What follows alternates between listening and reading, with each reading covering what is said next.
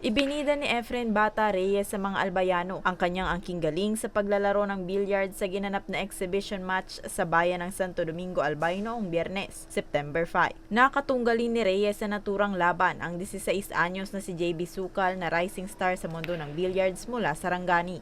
Ayon kay Oscar Romero Jr., Tourism Committee on Events and Cultural Affairs ng LGU Santo Domingo, bahagi ang aktibidad sa kanilang town fiesta na layong mas maipakilala ang naturang sport sa kanilang bayan.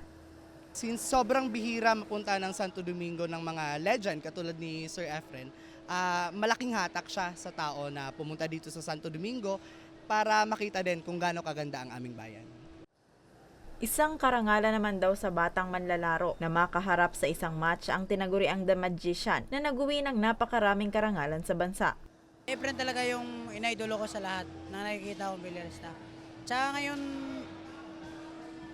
yung experience ko na dati pinapangarap ko na makalaban siya, ngayon nakaharap ko na.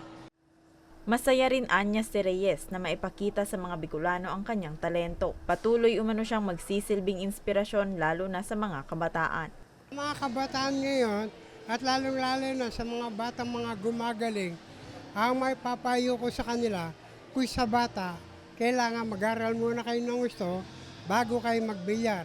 At kung magbibilyar kayo, kailangan concentrate ng paglalaro, kailangan ang sa isipan, puro panalo, hindi talo.